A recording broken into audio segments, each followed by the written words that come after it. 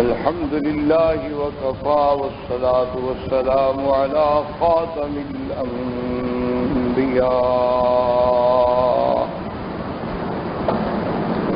سيدنا وحبيبنا وشفيعنا محمد المصطفى وعلى آله المجتبى وأصحابه النجبى. اللهم صل على سيدنا محمد النبي الأمي الهاشمي وعلى آله وأصحابه نجوم الهدى.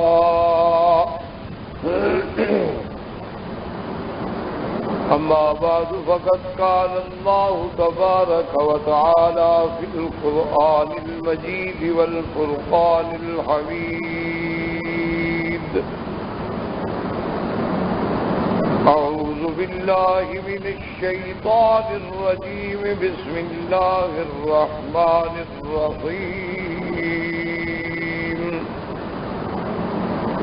الحمد لله رب العالمين الرحمن الرحيم مالك يوم الدين.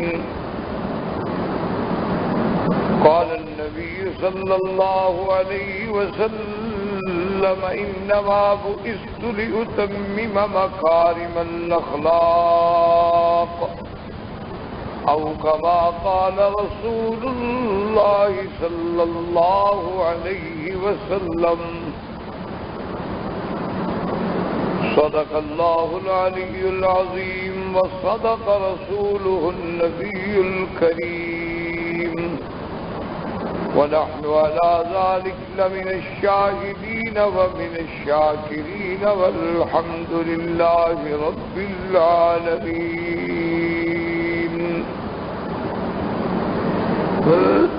برادران اسلام، واجب الاحترام بزرگوں، دوستوں، بھائیوں، عزیز نوجوانوں، الحمدللہ آپ کی اس مسجد مستشفیٰ میں دروس سورۃ فاتحہ کے بارے میں جو باتیں میں نے عرض کی تھیں، اور سابقہ درس میں ہم اس بات پہ بیان کر رہے تھے کہ سورۃ فاتحہ سے ہمیں اخلاقی سبق کیا ملتے ہیں،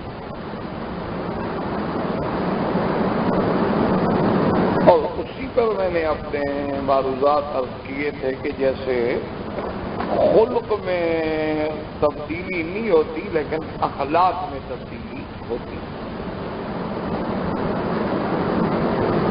اسی لیے اللہ تبارک و تعالیٰ نے انبیاء بھیجے، رسول بھیجے، نبی بھیجے کہ وہ تلاوت کتاب سے، تعلیم کتاب و حکمت سے اور تزکیے سے ہماری اصلاح.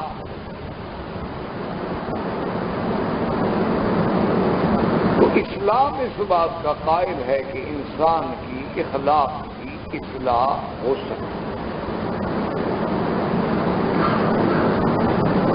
اب اس اخلاق کی اصلاح کیسے ہوگی؟ تو اس کے لیے بھی وہی 3 طریقے ہیں جو اللہ کے قرآن میں ہیں. تلاوت کتاب، قرآن پڑھیں تو قرآن کی ایک اپنی برکت ہے، اللہ کا کلام ہے. جب آدمی پڑھتا ہے تو گویا وہ اللہ سے ہم کلام ہے. تو آپ دیکھیں کہ جب آدمی اللہ سے ہم کلام ہوگا، اسی طرح جیسے حدیث مبارک ہم پڑھتے ہیں تو گویا حضور صلی اللہ علیہ وسلم سے ہم کلام.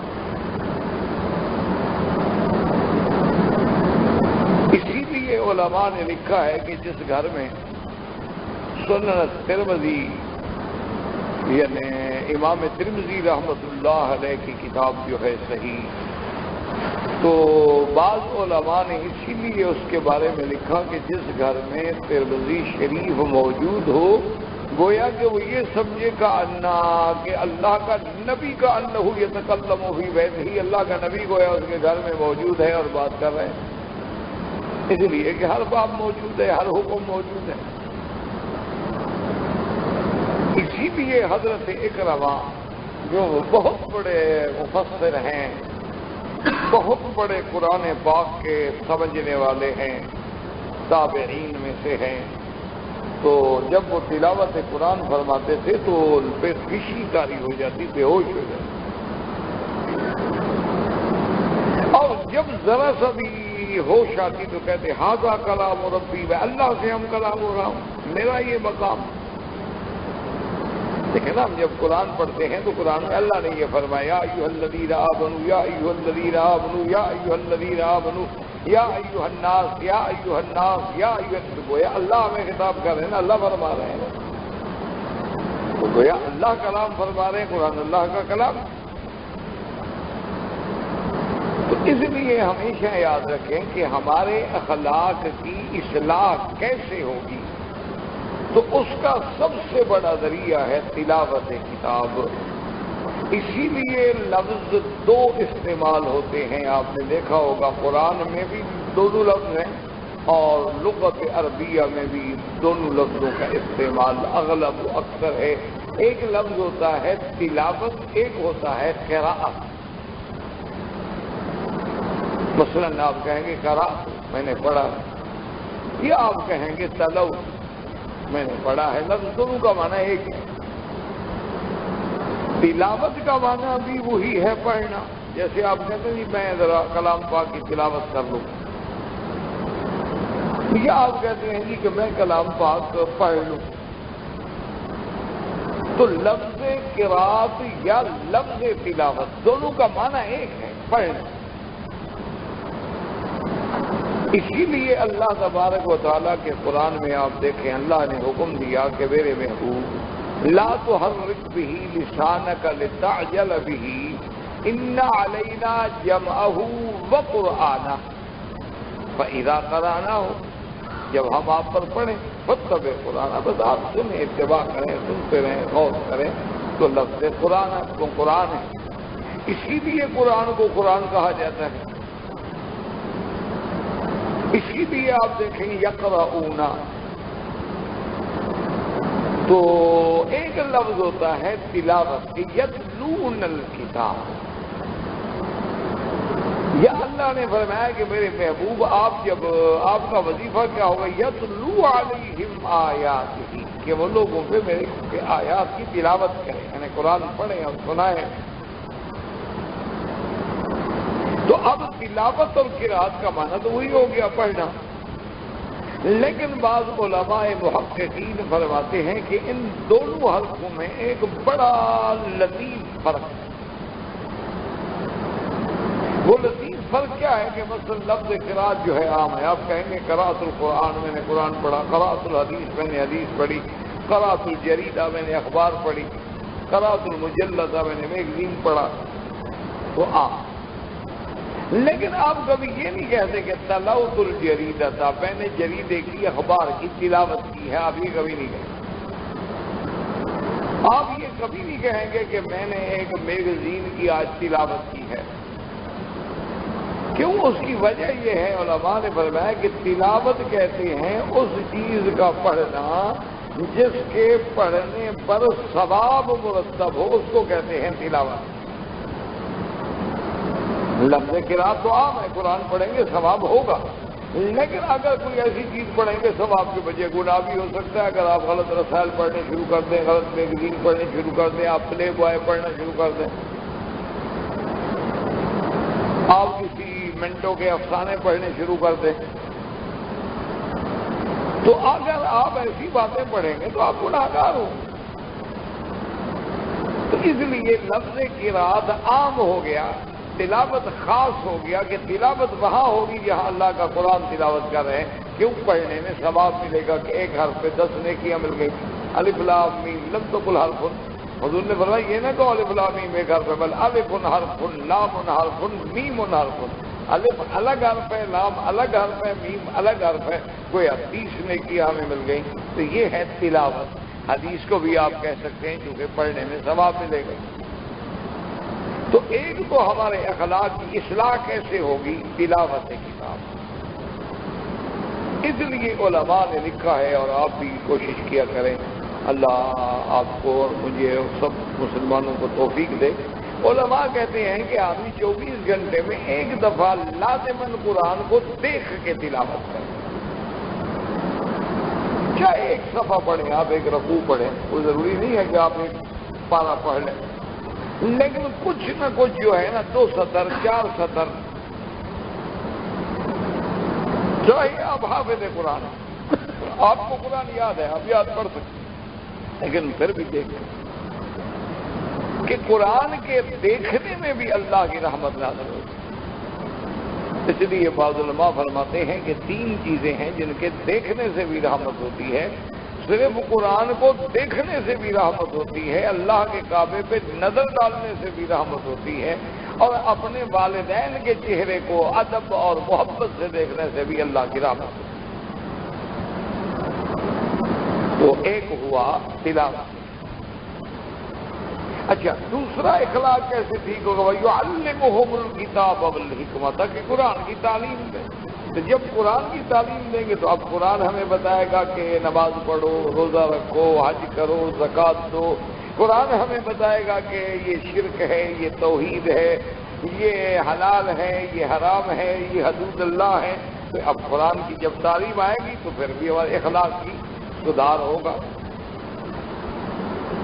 حکمت، حکمت کا معنی ہوتا ہے دانائی کی باتیں، لیکن مراد ہوتا ہے تعلیم سنت، کہ جب ہم حضور کی سنت پڑھیں گے، ہم حدیث مبارک پڑھیں گے، قولی ہو فعلی ہو، تو ہمیں ملے گا حضور پاک نے یہ عمل فرمایا، اس سے منع فرمایا، یہ عمل فرمایا، اس سے منع فرمایا.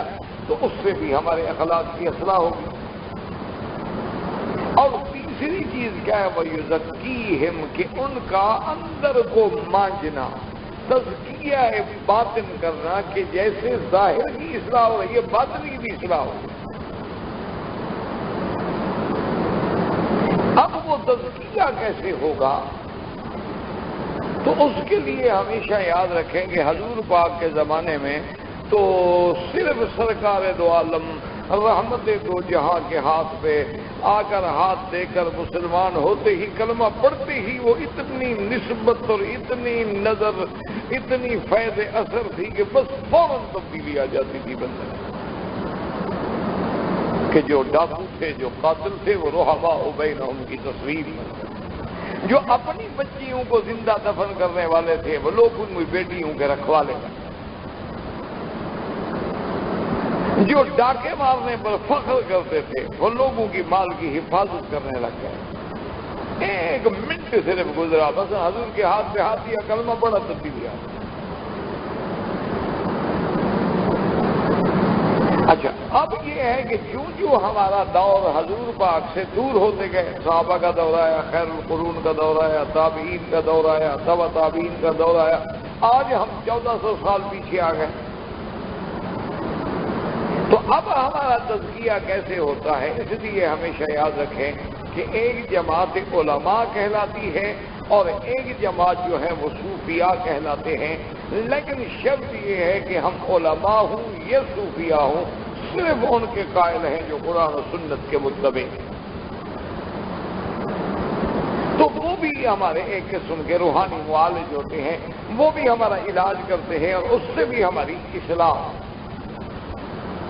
جس طرح ایک ڈاکٹر اپنے مریض کی کیفیات مرض کو دیکھنے کے بعد، اور ایک اچھا ڈاکٹر صرف بیماری نہیں دیکھتا، ایک اچھا ڈاکٹر بیماری کو بھی دیکھتا ہے، بیماری کے اسباب کو بھی دیکھتا ہے، پھر بیمار کو بھی دیکھتا ہے کہ بھی اس بیچارے کی حیثیت کیا، کمزور دوائی اتنا بیچاری لے بھی سکے گا، ڈوز بھی نہیں لے سکے گا، یہ برداشت بھی کرے گا کہ نہیں کرے گا. اسی لیے آپ دیکھتے ہیں ڈوز تقسیم ہوتی ہے کہ بھی یہ بچوں کے لیے ہے، بڑوں کے لیے ہے، 6 سال تک ہے، 6 سے 12 تک ہے، 12 سے اوپر والوں کے لیے ہے. تو کیوں وہ کرتے ہیں کہ وہ جانتے ہیں کہ یہ دوائی کی طاقت جو ہے اور آگے لینے والے کی عمر کا کیا تقاضا.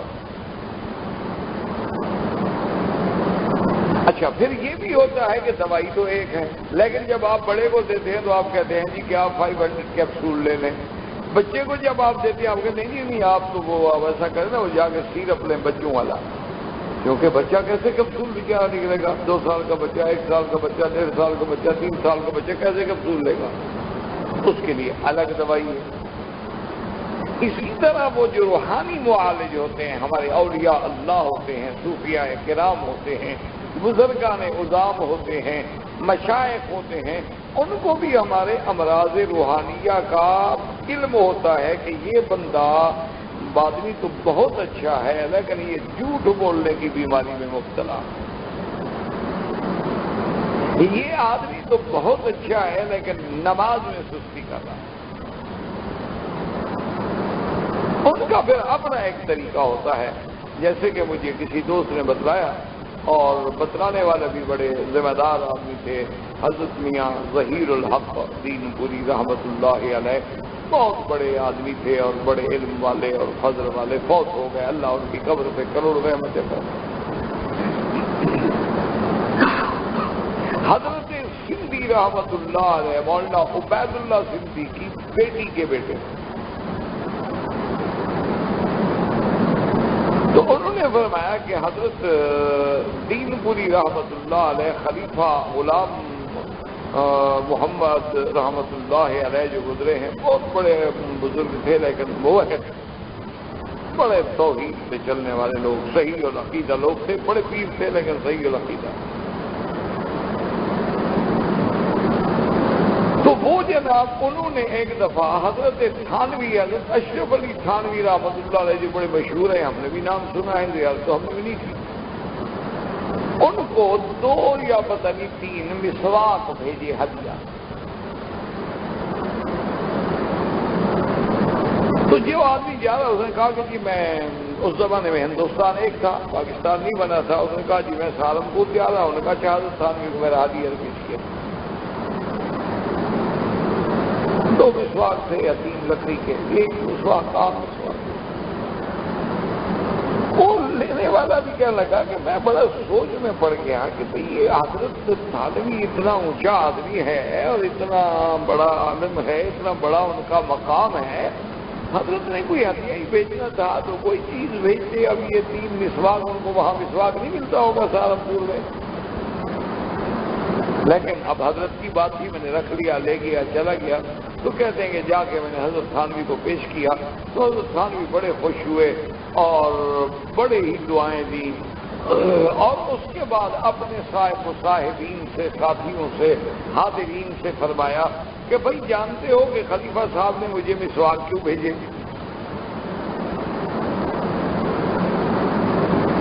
انہوں نے کہا کہ نہیں. انہوں نے کہا کہ فقیر سے کچھ دنوں سے مستحبات میں کوتاہی ہو رہی تھی، تو حضرت نے تنبیہ فرمائی کہ مستحبات کا خیال کرو، مستحبات نہ چھوڑے کرو. تو کیونکہ قاعدہ یہ ہے کہ اگر مستحبات چھوڑو گے تو نوافل سے اللہ محروم کر دے گا، اور جب نوافل میں کوتاہی کرو گے تو اللہ سنتوں سے محروم کر دے گا، اور جب سنتوں سے کوتاہی کرو گے تو نتیجہ ایک نکلے گا کہ آپ فرض سے بھی محروم ہو جائیں گے.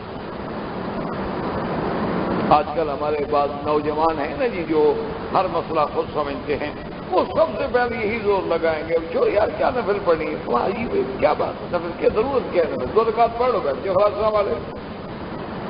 اچھا مسجد میں آپ نے جب 2 رکعت پڑھ لی ہے تو اب کیا ہے ظہر کی ادا ہو جائے، مزید سنتیں پڑھنے کیا تو 2 رکعت آپ نے پڑھ لی. تو یعنی وہ کم کرنے پر آپ کو آہستہ آہستہ لگائیں گے. پہلے آپ کو سنت سے انشاءاللہ محروم کریں گے، اس کے بعد اللہ کی رحمت سے باقی معاملہ رہے گا. کیا جب آدمی من ترک الآداب حرم عن النوافل ومن ترک النوافل حرم عن السنت ومن ترک السنت حرم عن الفرائض، ایسا ایسا محروم ہوتا جائے. اب جو دوسرے حضرات ہیں وہ کہے گا نہیں بابا مسجد میں داخل ہوئے ہو، ابھی اذان نہیں ہوئی، وقت ہے، تو آپ 2 رکعت تحیۃ المسجد پڑھ لیں تاکہ 2 رکعت آپ کو مل گئی. اچھا اب اذان ہو گئی ہے تو بھائی ظہر سے پہلے 4 رکعت سنت پڑھ لیں تو آپ کو 4 رکعت اور مل گئی. اب آپ فرض پڑھ لیں، اس کے بعد آپ 2 رکعت سنت پڑھ، اور یار آخر میں 2 رکعت نفل بھی پڑھ لیں، کیوں جتنی نوافل زیادہ ہوں گی تو جو ہمارے فرائض یا سنن میں کوتاہیاں ہیں وہ ان سے پوری ہو جائیں گی. اور اگر ہم یہ سب کچھ چھوڑ دیں گے انشاءاللہ پورا کس چیز سے کریں گے؟ یہ ایک اچھی کا نام اصل میں وہ تفقہ ہوتی ہے. اس لیے آپ دیکھیں نا کہ امام ابو حنیفہ رحمۃ اللہ علیہ جہاں کا عبادت کا تعلق ہوگا، نوافل کا تعلق ہوگا، فضائل کا تعلق ہوگا، وہاں وہ کثرت پہ زور دیں گے.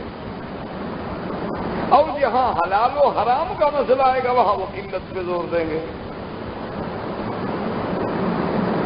یہ تفقہ ہوتا ہے فقیہ کا. مثلا اب کوئی آدمی 8 رکعت تراویح پڑھ لیتا ہے، ہم نے کبھی اعتراض نہیں کیا اور نہ کرنا چاہیے. لیکن جب 8 رکعت تراویح پڑھی ہے تو جن حدیثوں میں 11 رکعت والی حدیث موجود ہے، 13 والی حدیث موجود ہے، 20 والی موجود ہے، اجماع صحابہ بھی اس کا موجود ہے، وہ تو گئے نا. باقی 8 پہ تو عمل ہو گیا، لیکن 11 والی پر عمل کون کرے گا؟ 13 والی پر عمل کون کرے گا؟ اچھا 20 والی پہ عمل. اچھا جب آپ نے 20 پہ عمل کر لیا تو یہ 13 والی پہ بھی ہو گیا، 12 والی پہ بھی ہو گیا، 11 والی پہ بھی ہو گیا، 9 والی پہ بھی ہو گیا، 7 والی پہ بھی ہو گیا، 8 والی پہ بھی ہو گیا. تمام احادیث پہ عمل ہو گیا. اچھا پھر رمضان کا مہینہ جو ہے ویسے بھی تو کمانے کے لیے ہے کہ ہم زیادہ سے زیادہ عبادت کریں. تو اب جو زیادتی جہاں مطلوب ہے وہاں امام صاحب کہتے ہیں کہ بابا 1 منٹ کے لیے اگر قیامت میں فیصلہ ہو گیا کہ جو لوگ 8 رکعت پڑھتے تھے وہ حق ہے، تو جن لوگوں نے 20 پڑھی ہے تو باقی نمازیں اللہ ان کی ضائع کر دے گا. ان اللہ لا یضیع اجر المحسنین. اچھا اگر فیصلہ ہوا قیامت میں کہ بھی یہ جہاد جو ہے صحابہ کا اجماع والا حق تھا 20 رکعت والا، تو جس نے 8 پڑھی ہیں باقی رکعتیں کہاں سے لائے گا؟ جس کی زیادہ ہو گئی اس کو تو کام آ جائیں گی نا، لیکن اصل سے کم پڑ گئی تو کہاں سے لائی جائیں گی؟ اس لیے یہ ہوتا ہے تفقہ ائمہ کا. تو اب یہ تزکیے کا معنی یہ ہوتا ہے کہ اب ان بزرگوں کو اب یہ علم غیب نہیں ہوتا، یہ اپنے حالات کا تقاضا ہوتا ہے کہ یار آج مجھے استاد نے مسواک بھیجا ہے، اس میں علم غیب نہیں ہوتا. حضرت جلال الدین بخاری رحمۃ اللہ علیہ اچ شریف ہمارے علاقے کے قریب ایک جگہ ہے اور بڑی تاریخی مقام ہے جہاں بہت اولیاء اللہ کا اجتماع رہا ہے. اسی طرح ملتان ہے، اچ شریف ہے، بڑے بڑے اولیاء اللہ وہاں گزرے ہیں. تو وہاں پر حضرت جلال الدین بخاری رحمۃ اللہ علیہ موجود تھے. محبوب سبحانی رحمۃ اللہ علیہ بعد میں آئے. تو اب محبوب سبحانی رحمۃ اللہ علیہ جب بعد میں آئے تو ایک طریقہ ہوتا ہے نا کہ جی جیسے آپ اگر پہلے بیٹھے ہوں تو آداب کا تقاضا یہ ہوتا ہے کہ میں آپ سے اجازت لے کے بیٹھوں، بھائی میں آ سکتا ہوں، اخلاقی بات. تو حضرت نے جلال الدین بخاری رحمۃ اللہ علیہ کی خدمت میں پیغام بھیجا کہ فقیر بھی چلتے چلتے اس مقام پہ آ گیا ہے اس شریف کے، اور یہاں پر چونکہ آپ مجھ سے پہلے فروکش ہیں تو کیا مجھے اجازت ہے کہ میں بھی اچ میں رہ جاؤں؟ پیغام بھیج. حضرت جلال الدین بخاری رحمۃ اللہ علیہ کو جب پیغام ملا تو مسکرائے اور خادم سے کہا کہ بھی ایک پیالے میں دودھ لے آؤ. وہ دودھ لے آئے. فرمایا اس کو بڑے ادب کے ساتھ اس پہ رکھو پیالے کو کسی نیچے ٹرے وغیرہ میں اور اوپر اچھی طرح ڈھانک کے تو حضرت محبوب کی خدمت میں جا کے پیش کراؤ. اچھا اب سب نے یہی سمجھا کہ بھئی اب مہمانی ہے، یعنی آدمی دودھ سے افضل چیز کوئی نہیں ہے. تو حضرت ان کو گویا کہ ایک قسم کا ناشتہ سمجھ رہے ہیں، روٹی سمجھ رہے ہیں، دعوت سمجھ رہے ہیں، بھیج رہے ہیں. تو وہ پیالہ لبالب بھرا ہوا وہ خادم لے کے حضرت محبوب سبحانی کی خدمت میں آیا. تو حضرت نے جب دیکھا تو حضرت بھی مسکرائے اور ان کے ہاتھ میں گلاب کا پھول تھا. تو حضرت محبوب سبحانی کے ہاتھ میں اس گلاب کے پھول سے ایک پتی نوچی اور اسے دودھ پہ رکھ کے دودھ واپس بھجوا دیا. اب جو میرے جیسے لوگ تھے وہ تو مٹی سمجھے. انہوں نے کہا عجیب بات ہے، انہوں نے دودھ بھیج دیا، دودھ کو تو شریعت میں واپس نہیں کرنا چاہیے. انہوں نے کیسے سنت کی خلاف ورزی کر لی، دودھ واپس کر دیا، اور پھر یہ ہے کہ اوپر گلاب کی پتی کیوں رکھ دی؟ یہ کیا بات ہے؟ تو جب ان کی خدمت میں آیا حضرت جلال الدین بخاری رحمۃ اللہ علیہ کی خدمت میں، تو آپ نے وہی دودھ کا پیالہ بھی اور ساتھ ایک روٹی کے ٹکڑے بھی بھجوا دیے حضرت کی خدمت میں۔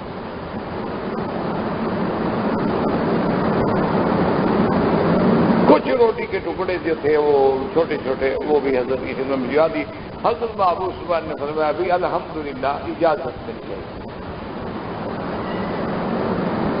تو اب میرے جیسے جو بیٹھے تھے خشک مولوی، جن کا کام ہی صرف اعتراض کرنا ہوتا ہے، بعض مولوی اللہ نے صرف اسی لیے پیدا کیے ہیں کہ بھی صرف اعتراض کریں اور لوگوں کو کافر بنائیں، ان کو اسلام سے نکالیں، اللہ ہدایت دے انہیں بھی۔ ہم یہ جو فساد کر رہے ہیں یہ کون مولوی ہے؟ مولوی نہیں ہے، سارے مولوی تو ہے۔ انہوں نے دین یہی سمجھا ہے نا کہ بھائی لوگوں کو مار دو، ہم مجاہد ہیں، اسی طرح جہاد کافروں سے کر رہے ہیں، شوق ہے جاؤ یہودیوں کو مارو، کسی نے منع کیا؟ مسلمانوں کو مارنے سے کون سا جہاد ہے بھائی؟ مسلمان ملکوں کو بدامنی کا شکار کرنا کون سا جہاد ہے؟ ایک ایسا خطہ ہے امن کے پورے عالم میں جس کی مثال تھی کہ عرب ایک ایسا خطہ ہے جہاں جرائم نہیں، جہاں قتل نہیں، جہاں خون ریزی نہیں، جہاں دہشت گردی نہیں۔ تم نے تو اس امن کو، اس عظمت کو ختم کر دیا دشمن کے سامنے۔ تم کوئی جہاد کر رہے ہو، فساد کر رہے ہو؟ تو بعض مولوی ایسے ہوتے ہیں، دین ملا فی سبیل اللہ فساد، ان کو فساد کے بغیر مزہ ہی نہیں آتا، اور سارا دن جب تک کسی پر اعتراض نہ کریں چین نہیں ملتا۔ تو وہ جناب یہ ہے کہ میرے جیسے مولویوں کو تو مٹی سمجھ آئی۔ تو بعد جو بیٹھے تھے قریب والے، انہوں نے کہا حضرت کیسی اجازت مل گئی، ہمیں تو کچھ سمجھ نہیں آیا۔ انہوں نے فرمایا بھی فقیر نے درخواست بھیجی تھی کہ مجھے اچ میں رہنے کی اجازت دی جائے، تو حضرت نے دودھ کا بھرا ہوا پیالہ بھیج کے اشارہ فرمایا کہ یہاں اللہ والوں سے پہلے میدان بھرا ہوا ہے، گنجائش نہیں، یہاں پہلے ہی پاک لوگ کافی رہ رہے ہیں، تو آپ کی کوئی گنجائش نہیں، آپ کسی اور جگہ سے سیدھ لے جائیں۔ تو میں نے پھول کی پتی اوپر رکھ دی، میں نے کہا اگر اجازت حضرت دے دیں تو جیسے یہ پھول اوپر گزارا کر گیا ہے نا، میں بھی اچ میں گزارا کر لوں گا۔ تو اس کے بعد حضرت نے پھر مجھے روٹی کے ٹکڑے بھیجے، اب ہمارے مہمان ہو، ہماری روٹی کھا لو، اب اجازت ہے آپ کو، آپ رہ سکتے ہیں، آپ میں اتنی صلاحیت ہے کہ آپ ان اللہ والوں کے ہوتے ہوئے بھی اپنا مقام پیدا کر لیں گے، اس لیے اب آپ کو میں اجازت دیتا ہوں رہنے کی۔ تو اب اس میں جو اشارات و کنایات تھے اس کو کون سمجھے گا؟ ہمارا کوئی مولوی ہوگا وہ کہے گا دیکھو جی اس سے بڑی کوئی جہالت ہے، یہ کوئی حدیث میں ہے یا قرآن شریف میں ہے کہیں لکھا ہوا؟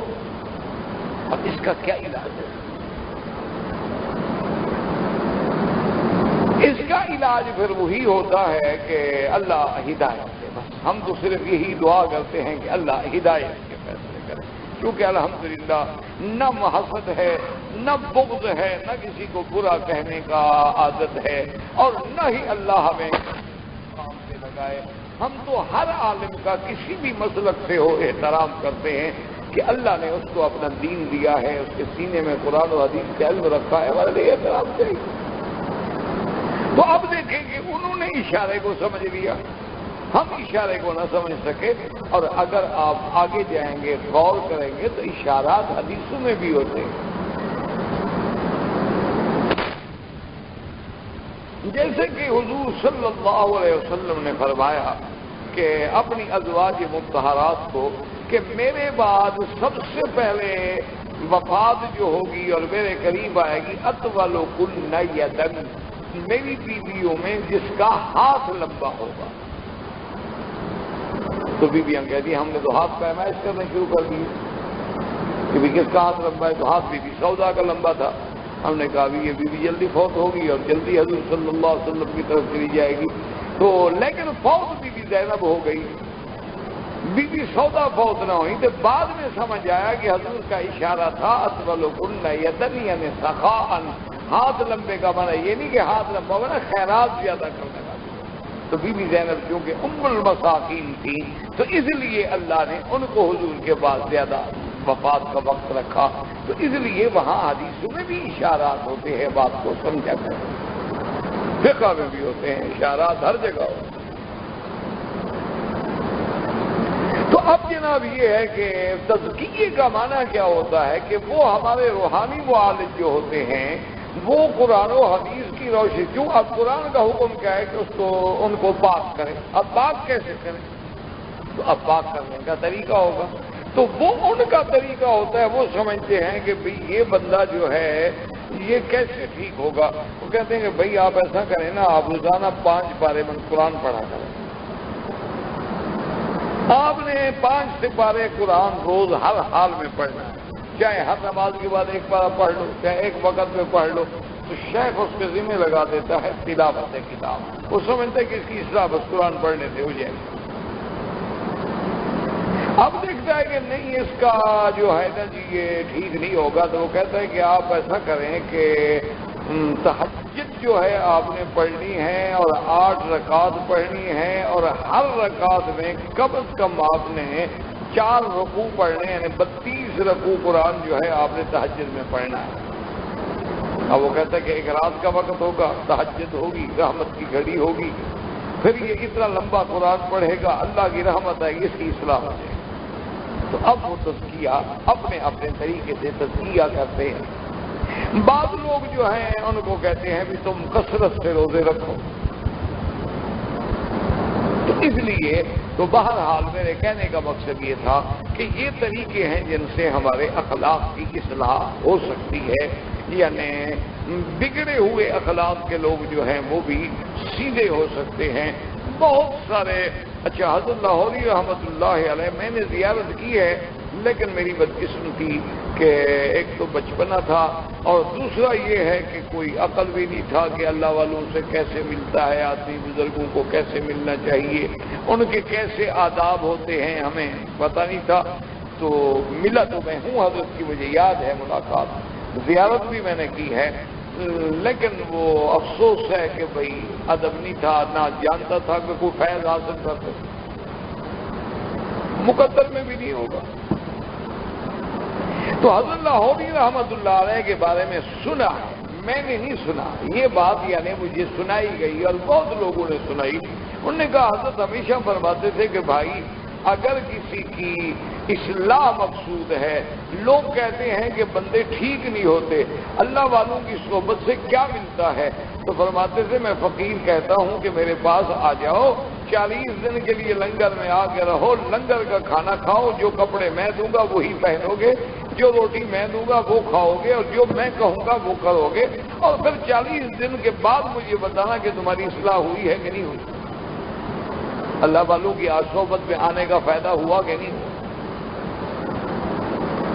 تو بڑے بڑے لوگ جناب، بڑے بڑے شرابی، بڑے بڑے نعوذ باللہ زانی، بڑے بڑے ڈاکو، بڑے بڑے قاتل، بڑے ظالم قسم کے لوگ حضرت کی خدمت میں گیا، ایسے انقلاب آیا کہ واپس آیا تو داڑھی ہے اور پگڑی ہے اور سنت ہے اور نمازیں ہیں۔ تو اسلام ہوتی، یہ نہیں کہ اسلام ہے۔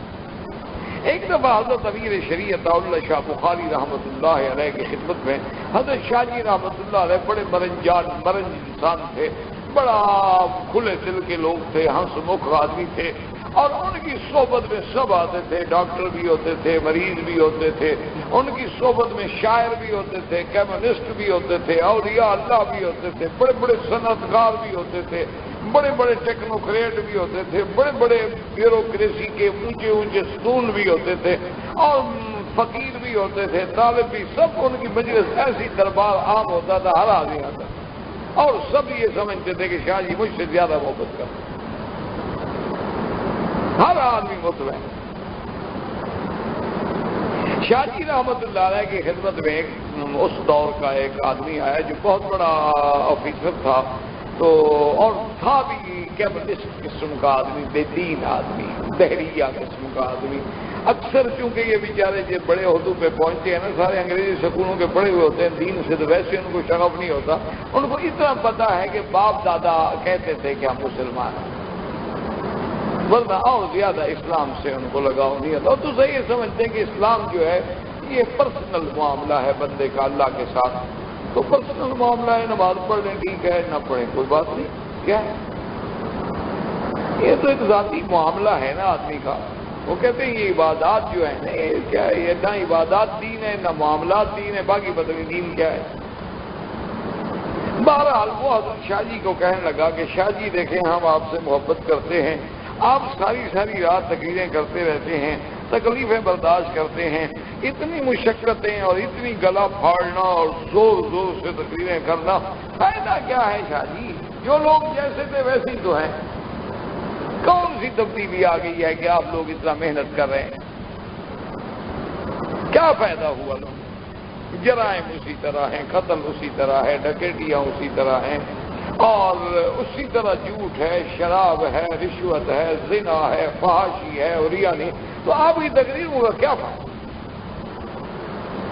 شاہ جی آرام کریں، ریسٹ کریں، میں آپ کو کسی ٹھنڈی جگہ پہ بھجواتا ہوں، وہاں آپ کا انتظام کرتا ہوں، آپ 2-3 مہینے سکون کے ساتھ شاہ جی رہیں۔ کیا رات دن سفر، اور شاہ جی کی تو بڑا مثال مشہور تھی نا کہ آدھی ریل میں کٹ گئی زندگی اور آدھی جیل میں کٹ گئی۔ اور میں شاہ جی رحمت اللہ علیہ کہ بھائی ہمارے مقدر میں تو یہ تھا کہ جب ہم نے تقریر کی تو لوگوں نے کہا واہ شاہ جی، اور جب ہم جیل چلے گئے لوگوں نے کہا شاہ جی، بس اسی واہ اور میں ہم ہو گئے کہ واہ۔ انہوں نے کہا قوم یہی صلہ دیتی ہے، جب آپ تقریر کریں گے تو کہو سبحان اللہ، کمال ہو گیا، اور اگر کوئی تکلیف آئے گا یہ بڑا افسوس ہے یار، آدمی تو اچھا تھا، پوچھنے بھی نہیں آئیں گے، یہ بھی پتہ نہیں کریں گے اس کے گھر میں بچوں کے پاس روٹی بھی ہے کہ نہیں۔ یہ قوم بڑی بے وفا قوم۔ تو اس نے کہا کہ شاہ جی اصل اس کا مقصد کیا تھا؟ وہ بے دین تھا نا، مقصد یہ تھا کہ ایک تو اپنی بڑائی بیان کرنی اور دوسرا لوگوں کو کہنا کہ مولوی کا کیا فائدہ یار، چھوڑے مولوی ایسے کام کرتے رہتے ہیں، ان کو بولنے کی عادت پڑ گئی۔ شاہ جی نے سنا اور فرمایا کہ ہاں بیٹے تم ٹھیک کہتے ہو، میرا رات کا جو موچی دروازہ لاہور میں جلسہ تھا، کیا خیال ہے تمہارا کتنا آدمی ہوں گے؟ اس نے کہا جی کہ آج کی اخبارات میں تو 1 لاکھ آدمی کی حاضری لکھی ہے، اور گورنمنٹ کے اعداد و شمار کا جو تقاضا ہے وہ 10,000 ہے۔ ان کی جو رپورٹیں ہیں کہ مجمع 10,000 کا تھا، اخباریں کہتی ہیں لاکھ سے اوپر تھا۔ میری رائے یہ ہے کہ 20-25 ہزار حقیقی مجمع تھا، باقی جو ہے اخباروں والوں کو بھی بات سچی نہیں، ہمارے رپورٹروں کی بھی سچی نہیں، 20-25 ہزار آدمی کم سے کم تھا۔ شاہ جی نے کہا چلو بھائی ہم تمہاری بات مانتے ہیں، 20,000 آدمی کا کہا۔ شاہ جی نے فرمایا یہ جلسہ کب شروع ہوا؟ انہوں نے کہا جی عشاء کے بعد 8:30 بجے۔ کب ختم ہوا؟ انہوں نے کہا جی صبح کی نماز وہی جلسہ گاہ میں ہوئی۔ تو انہوں نے کہا میرے بھائی 25,000 آدمی کو 8 گھنٹے کے لیے بخاری نے ہر گناہ سے روک لیا، یہ کوئی کام نہیں ہے۔ سگریٹ پینے والے کو سگریٹ سے روکا، حقے والے کو حقے سے روکا، جھوٹ بولنے والے کو جھوٹ بولنے سے روکا، غیبت کرنے والے کو غیبت کرنے سے روکا، دھوکہ دینے والے کو دھوکہ دینے سے روکا۔ 25,000 آدمی کو 8 گھنٹے کے لیے بخاری نے ایک جگہ باندھ کے بٹھا دیا اور ہر گناہ سے روک دیا۔ کیا یہ کم فائدہ ہے؟ اور 2 خم سے لے کر کراچی تک علماء کے 1 دن کے جلسے گن لو اور حاضری گن لو، اگر علماء روزانہ 1 کروڑ آدمی کو بھی گناہوں سے روکے ہوئے ہیں تو ہم تو کام کر رہے ہیں، تمہاری فورسز کیا کر رہی؟ تم ہمیں بتاؤ کہ تم نے کیا دیا ہے قوم؟ ہم نے کچھ نہ دیا ہو، اتنا تو دیا ہے کہ 1 گھنٹے کے لیے آپ مسجد میں بیٹھے ہوئے ہیں، باوضو بیٹھے ہوئے ہیں، قرآن سن رہے ہیں۔ اگر آپ گھر میں بیٹھے ہوتے ہو سکتا ہے جھوٹ بول رہے ہوتے، ہو سکتا ہے فلم دیکھ رہے ہوتے، ہو سکتا ہے ٹی وی دیکھ رہے ہوتے، ہو سکتا ہے اخبار پڑھ رہے ہوتے، ہو سکتا ہے کسی سے غلط قسم کی بات کہہ رہے ہوتے۔ ان سب گناہوں سے بچنا یہ کم فائدہ ہے۔ تو اس بیچارے کو پھر بات سمجھ آئی کہ ہاں بھائی بات تو ٹھیک ہے۔ تو اس لیے ہمیشہ یاد رکھیں کہ ہمارا دین یہ کہتا ہے کہ انسان کی اخلاق کی اصلاح بھی ہوتی ہے، لیکن طریقے ہوتے ہیں، اور سب سے اہم طریقہ جو ہے وہ یہی ہوتا ہے کہ نماز تلاوت کتاب اور قرآن کی تلاوت، حدیث مبارک کی تلاوت، اہل اللہ کی صحبت، علماء حقہ کی صحبت، اور وہ صوفیاء کرام جو قرآن و سنت کو اپنا اوڑھنا اور بچھونا سمجھتے ہوں، جن کے ایک ہاتھ میں قرآن ہو اور ایک ہاتھ میں بیان ہو۔ یہ ہم کچھ نہیں کہہ رہے، یہ ساری باتیں کہاں سے؟ آپ کی فاتحہ سے ہیں ساری باتیں۔ کیوں؟ قرآن کے فاتحہ میں نا صراط المستقیم، صراط الذین انعمت علیہم، اور انعمت علیہم کون ہے؟ جنہوں نے ICS کیا ہوا ہو یا CSP کیا ہوا وہ ہوتے ہیں انعمت علیہم۔ نہ انعمت علیہم سے کیا مراد ہے؟ یعنی جن لوگوں نے PhD کیا ہو، CSP کیا ہو، ICS کا امتحان دیا ہو، یا منسٹر ہوں یا گورنر ہوں، وہ نہیں فرمایا انعم اللہ علیہم من النبیین والصدیقین والشہداء والصالحین وحسن اولئک رفیقا۔ ان سے تو اخلاق کی اصلاح ہو، ورنہ کیسے اصلاح؟ تو اسی لیے اب علماء کرام نے، علماء متأخرین نے یہ لکھا ہے کہ جب ہم سورۃ فاتحہ کی تلاوت کرتے ہیں تو اس میں ہمیں تعلیم اخلاق ہے۔ اسی لیے جیسے آتا ہے کہ تخلقوا باخلاق اللہ، تم اللہ تبارک و تعالیٰ کے اخلاق کے مطابق اپنا خلق بناؤ۔ اب بندہ اللہ کے اخلاق کے مطابق کیسے خلق بنائے؟ اس کو سمجھو۔ انہوں نے فرمایا کہ جب ہم پڑھتے ہیں الحمدللہ رب العالمین تو خلق اول کیا ملا؟ کہ اللہ کی ذات محمود ہے، تمام حمد کی سزاوار، تمام محامد کے لائق اللہ کی ذات ہے۔ تو ہمیں اس میں اخلاقی سبق کیا ملا؟ کہ بھئی تم بھی محمود بنو، تم بھی مذموم نہ بنو، ایسے کام کرو کہ لوگ تمہارے بارے میں بھی اچھی رائے کا اظہار کریں۔ اب دوسرا خلق کیا ملا؟ رب العالمین، کیا ہے رب؟ سب کا رب، سب کا تربیت کرنے والا، سب کا پالنے والا۔ اچھا صرف انسان نہیں، انسان، جن، چرند، پرند، حیوان، سب کو پالنے والا کون ہے؟ اللہ ہے۔ اچھا وہ پالنے کا انداز ایسا ہے کہ جن چیزوں کی ضرورت ہے اللہ نے سب کے لیے عام کر دی۔ یہ نہیں ہے کہ بارش برسے گی مسلمان کے گھر میں تو آئے گی لیکن کافر کے گھر میں نہیں برسے گی، بلکہ ان کے ملک میں تو اور زیادہ ہوتی ہے۔ ہم تو دعائیں مانگتے رہتے ہیں، وہ بغیر دعا کے تنگ آئے ہوئے ہوتے ہیں۔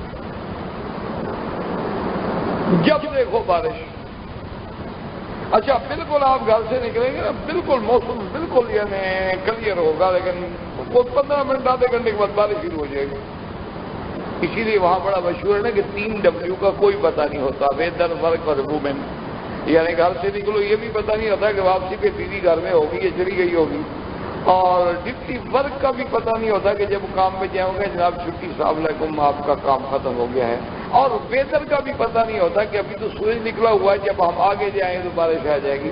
اس لیے وہ ہر چیز جو ہے نا جی وہ اپنے گاڑی میں رکھتے ہیں کہ ان کے پاس وہ چھتری بھی اس میں پڑی رہے گی، چپل بھی اس میں پڑے رہیں گے، گرم کپڑے بھی اس میں ضرورت کے مطابق پڑے رہیں گے، اور بیوی ویسے ہر جگہ اویلیبل ہوتی ہے، وہاں اس کے لیے انتظام کرنے کی ضرورت نہیں ہوتی۔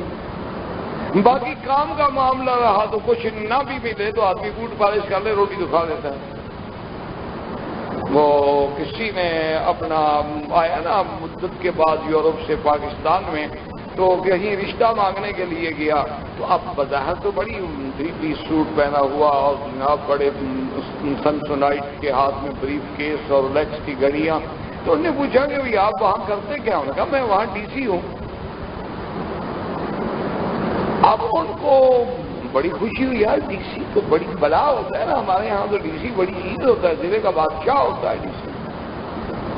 تو وہ جناب انہوں نے کہا کہ کسی طرح سے تصدیق کرو۔ نے کہا بابا دیکھو اگر آپ کو اعتماد نہیں آتا، پاسپورٹ سے تو بڑی کوئی چیز نہیں ہوتی، دیکھ لو اس میں کیا لکھا ہوگا، پاسپورٹ دیکھ لو، یہ میرا گرین کارڈ دیکھ لو، یہ میری جو وہاں کی آئیڈینٹی ہے یہ دیکھو، سب پہ لکھا ہوا تھا DC۔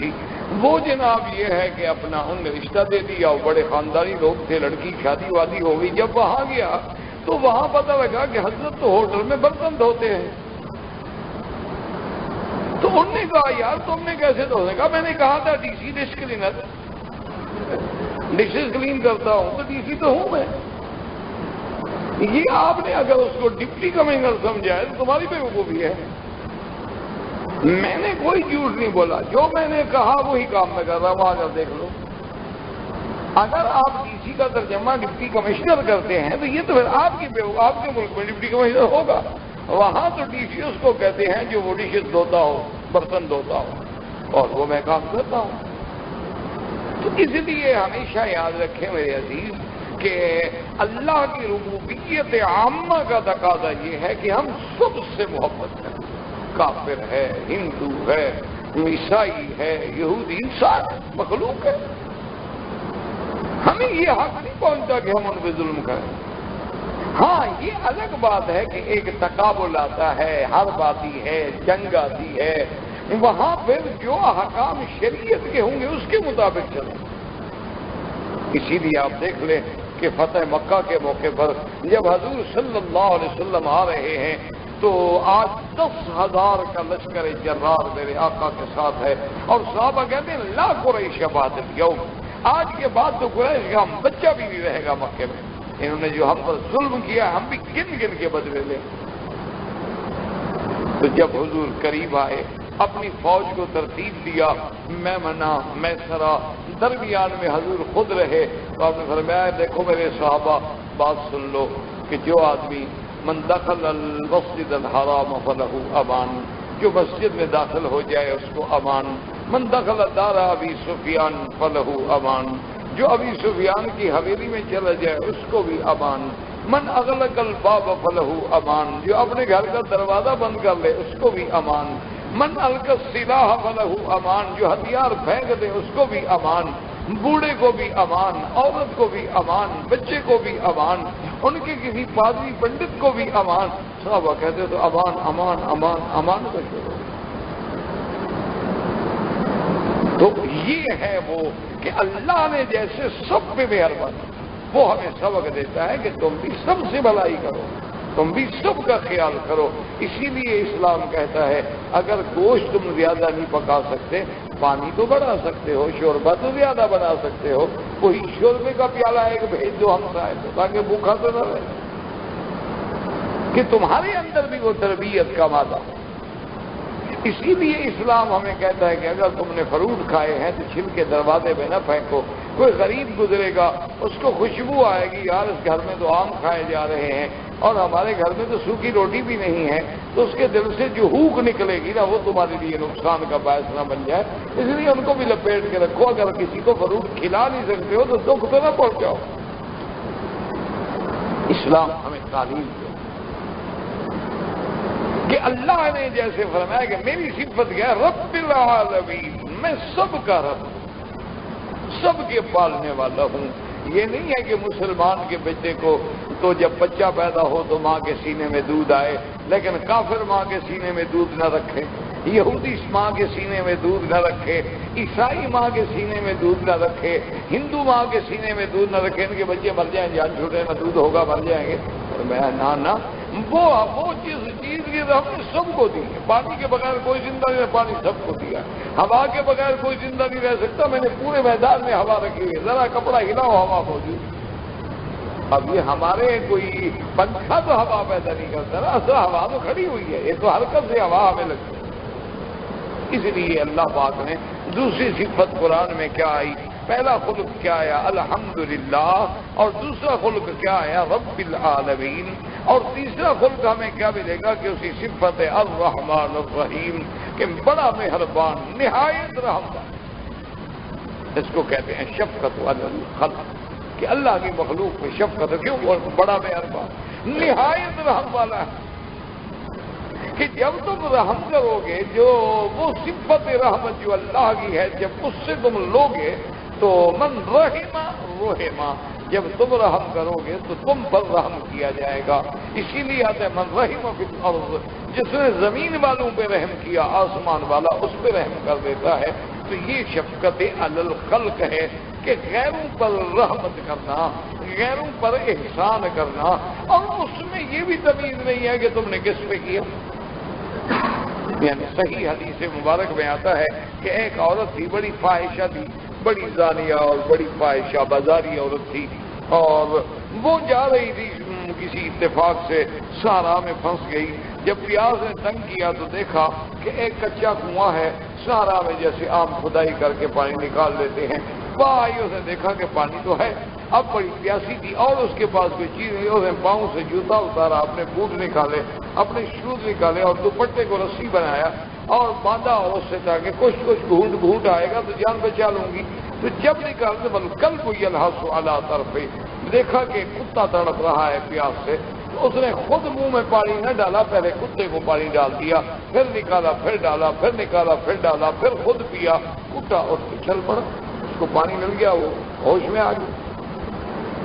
تو اللہ تبارک و تعالیٰ نے اس کے صرف اس مخلوق پہ رحم کرنے پر، کتے پر، اور وہ بھی کتے پہ جو نجس العین ہے، اس پر رحم کرنے سے اللہ نے سارے گناہ معاف۔ تو اب حالانکہ دیکھیں اس نے بندے پہ بھی رحم نہیں کیا ہے، کتے پہ رحم۔ تو اس کو کہتے ہیں شفقت علی الخلق، کہ اللہ کی مخلوق پہ شفقت کرنا۔ تو جب کیونکہ اللہ کی صفت ہے الرحمن، رحمان مانا مہربان، رحیم مانا نہایت رحم والا، تو بعض علماء نے فرمایا دونوں مبارکے کسی کے ہیں، لیکن رحمان جو ہے رحمان دنیا و رحیم الآخرہ، کہ قیامت میں تو مہربانی پھر صرف ایمان والوں پہ ہوگی، لیکن دنیا میں مہربانی سب پہ ہوگی، سب کو پانی ملے گا، اولاد ملے گی، روزی ملے گی، بارشیں ملیں گی، موسم ملے گا، رہنے کے لیے زمین ملے گی، اور چھت کے لیے آسمان ملے گا، رات کو چمکتے ہوئے تارے ملیں گے، نظام عالم کو چلانے کے لیے سورج، چاند، تارے، ہوائیں سب مسخر کر دی ہیں اللہ نے۔ تو اللہ فرماتے ہیں میرے بندے تم بھی اپنے اندر ایسی صفتیں پیدا کرو کہ تم بھی ہر کسی پہ مہربانی کرنے والے، سب کی تربیت کرنے والے، سب کے ساتھ شفقت سے پیش آنے والے، اور اپنے آپ سے زیادہ دوسرے کو ترجیح دینے والے، اس کو کہتے ہیں وہ صفتیں جو رحمت سے پیدا ہوتی ہیں۔ تو اب جناب اس کے بعد اللہ نے فرمایا کیا؟ مالک یوم الدین۔ جب آپ نے مالک یوم الدین پڑھا، کیا مانا ہے؟ مالک یوم الجزا، قیامت کے دن کا مالک ہے۔ تو یہاں سے ہمیں کیا سبق ملا کہ تم اپنے اندر عدل و انصاف پیدا کرو۔ کیوں؟ اللہ عادل ہے، وہ ظلم سے پاک۔ ان اللہ لا یظلم مثقال ذرۃ، اللہ تو ذرے کے برابر بھی کسی پہ ظلم نہیں کرتے، وہ ظلم سے پاک ہیں، تمام صفات نقصان سے پاک ہیں، منزہ عن سائر صفات النقص والاثم والضعف والعجز والاختلال، متصف بسائر صفات الجلال والجمال والکمال۔ تو اللہ نے ہمیں سبق دیا کہ مالک یوم الدین کے دربار میں تم نے آنا ہے، تو وہاں سے اللہ نے تمہیں حکم کیا دیا ہے کہ اعدلوا هو اقرب للتقوى، کہیں فرمایا اقیموا الوزن بالقسط ولا تخسروا المیزان، کہ ہر بات میں عدل، کہ تول ہو تو عدل، پیمائش ہو تو عدل، کبھی گواہ بن جاؤ تو عدل، کبھی جج بن جاؤ تو عدل، کبھی حاکم بن جاؤ تو عدل، کبھی گھر میں بڑے بن جاؤ تو عدل، اگر اللہ نے تمہیں 2 بیٹے دیے، 4 بیٹیاں دی ہیں تو عدل، تمہاری ایک بیوی کے بجائے 2 بیویاں ہیں تو عدل، کیونکہ ہم نے اسے عادل کمانا ہے اور اس کی دربار میں ہم نے قیامت میں جانا ہے۔ تو ہمیں مالک یوم الدین سے کیا سبق ملا؟ عدل و انصاف کا، کہ ہم اپنے اخلاق میں، ہم اپنے معاملات میں عدل و انصاف پیدا کریں، کہ یہ نہ ہو کہ لینے کے لیے اور بانٹ ہوں اور دینے کے لیے اور بانٹ ہوں، کھانے کے دانت اور ہوں اور دکھانے کے دانت اور ہوں۔ اسلام اس کا اخلاق کا سبق نہیں دیتا، وہ کہتا ہے مالک یوم الدین۔ اچھا جی، اب آگے کیا آیا؟ اگلا سبق کیا ملے گا؟ ہم ایاک نعبد۔ اب اسی طرح دیکھتے ہیں نا کہ کھل کے اخلاق اول، اخلاق نمبر 1، اخلاق نمبر 2، اخلاق نمبر 3، اخلاق نمبر 4، اب آپ 5 پہ آ گئے ایاک نعبد۔ ایاک نعبد سے ہمیں کیا ملا؟ اس میں علماء کہتے ہیں کہ اس سے یہ ہمیں ملا تواضع، کہ مولا ہم تیرے بندے، تو مالک ہے، تو خالق ہے، تو رازق ہے، تیری صفت جو ہے، تم مالک ہے، ہم تو مملوک ہیں، ہم تو غلام ہیں، بندے ہیں، غلام کی بھی بلا کوئی حیثیت ہوتی ہے۔ جب بندہ غلام ہوتا ہے، ایک آدمی کو آپ نوکر رکھتے ہیں، آپ اس کو کہتے ہیں بیٹھ جاؤ، بیٹھ جاؤ، کھڑے ہو جاؤ، کھڑے ہو، آپ کہتے ہیں جاؤ بھائی میرے لیے بازار سے فلاں چیز حاضر، وہ بیچارہ یہ بھی نہیں پوچھتا کہ جناب آج جو آپ چیز منگوا رہے ہیں اس کا تو موسم بھی نہیں ہے، آپ کیا کر رہے ہیں؟ اللہ فرماتے ہیں نہیں۔ اس میں وہ سبق ہمیں کیا مل رہا ہے؟ تواضع، کہ میرا مولا ہم تو تیرے بندے ہیں۔ اور دیکھیں نماز کیا ہے؟ تواضع۔ حج کیا ہے تواضع، طواف کیا ہے تواضع، مطلب کو بات ہے کہ پھر رہے ہو، صفا مروا کیا ہے تواضع، دوڑ رہے، اللہ نے کہا دوڑ رہے، کنکریاں مارنا بھی کوئی عبادت ہوتی، لیکن تواضع کا معنی یہ ہے کہ غلام کا معنی یہ نہیں ہوتا کہ غلام پوچھا کرے کہ جی اس میں کیا حکمت ہے، غلام کا تو معنی یہی ہوتا ہے کہ جو مالک کا حکم ہے تابع، اسی لیے بڑی مثال مشہور ہے نا جی کہ بادشاہ جو تھے محمود وہ ایاز کو بڑا پسند کرتے تھے، تو لوگ جلتے تھے کہ بھئی اس ملازم کو ہم پر کیوں ترجیح دیتا ہے، تو ایک دن بادشاہ نے سارے دوستوں کو بلایا اور ان سے کہا کہ بھئی آج مجھے بڑی خوشی ہے میرے لیے، تو میرے اس کمرے میں جو چیزیں موجود ہیں ایک ایک چیز ہر آدمی اٹھا لو، لیکن شور نہ کرو، ادب سے احترام سے، ہر بندہ جو چیز اٹھائے ایک اور اٹھائے گا صرف ایک، لیکن جو اٹھائے گا میں اس کو دے دوں گا۔ انہوں نے کہا جی ٹھیک ہے۔ اچھا بادشاہ کا دربار تھا، بادشاہ کا کمرہ تھا، کوئی مذاق تو نہیں تھی، کسی نے جناب قیمتی جام اٹھا لیا، کسی نے قیمتی قالین اٹھا لیا، کسی نے قیمتی پیٹنگ جو لگی ہوئی تھی بڑی قیمتی وہ اٹھا لی، کسی نے کوئی تصویر تھی وہ اٹھا لی، کسی نے کوئی موتی اٹھا لیا، سب نے اٹھا لیا، اور ایاز کونے میں کھڑا ہے خاموش۔ جب سب نے لے لیا بادشاہ نے کہا بیٹا بالکل میں نے دے دیا ہے، تو ایاز کو بولا بھی تم کیوں چپ کر کے کھڑے ہو، آج جو چیز اس کمرے میں موجود ہے جو چاہو لے لو۔ انہوں نے کہا جی مجھے تو صرف آپ کا قرب چاہیے، آپ کا وجود چاہیے، آپ کی ذات کے ساتھ رہنا چاہیے، اور مجھے کچھ نہیں چاہیے۔ تو بادشاہ نے ان سے کہا کہ دیکھو کسی کو جام عزیز تھا، کسی کو قالین عزیز تھی، لیکن ایاز کو تو میں عزیز ہوں نا، اس لیے ایاز پیارا نہ ہو تو میں کیا کروں، تم لوگوں نے تو چیزیں پسند کی لیکن ایاز نے مجھے پسند کیا، اس لیے ایاک نعبد میں ہمیں تواضع کا وعدہ ملا، اور ایاک نستعین اس میں ہمیں قناعت کا سبق ملا۔ کیا مانا کہ تجھ ہی سے مدد جاتے ہیں، بس ہمارا بات اللہ تیرے سوا کوئی مددگار ہے ہی نہیں، نہ کسی سے ہم نے مانگنا ہے، صرف تجھ ہی سے مدد جاتے ہیں۔ اسی لیے ہمیشہ یاد رکھیں ایاک کا مقدم ہے نا، حصر کا پیدا ہو گیا کہ تیری ہی عبادت کرتے ہیں اور تجھ ہی سے مدد مانگتے ہیں۔ اس لیے وہ ہمارے ایک بزرگ عالم تھے، وہ فرماتے تھے کہ بھائی اگر مسئلہ سمجھو ہے تو اسی ہی اور بھی میں نا، ایک ہوتا ہے کہ تیری بھی عبادت کرتے ہیں، اگر ہوتا نا نستعین و ایاک یا نعبد و ایاک، ایاک مقدم نہ ہوتا تو حصر کا فائدہ نہ ہوتا، جب ایاک مقدم ہو گیا تو حصر کا فائدہ ہو گیا کہ تیری ہی عبادت کرتے۔ اب جیسے مثلا آپ کو بیوی کہے کہ تیری بھی ہوں یا تیری ہی ہوں، اب آپ خود فیصلہ کریں، اگر وہ کہیں کہ تیری بھی ہوں اور کبھی کبھی ذائقہ بدلنے کے لیے کسی غیر کی بھی ہوں تو پھر بندہ بغیرت بنے گا۔ اسی طرح اگر وہ کہے کہ تیری بھی عبادت کرتے ہیں لیکن کبھی کبھی قبروں پر بھی تھوڑا سا ٹکر بکر مار لیتے ہیں، اور کبھی کبھی ہم جا کر کسی درخت پہ، سورج پہ، آگ پہ، چمکتی ہوئی چیزوں کے آگے بھی جھک جاتے ہیں، تو پھر وہ عبادت نہ رہی، تیری ہی عبادت کرتے ہیں، تیری ہی سے مدد مانگتے ہیں، تو قناعت آ گئی۔ اچھا خدا کی قدرت ہے کہ جب قناعت آ جائے نا تو آدمی پھر غنی ہو جاتا ہے، اور جب طمع آ جائے تو آدمی فقیر ہو جاتا ہے۔ جب ہم قناعت ہوگی کہ تجھ ہی سے مانگ رہے ہیں، ادھر ادھر دیکھنے کی ضرورت ہی نہیں،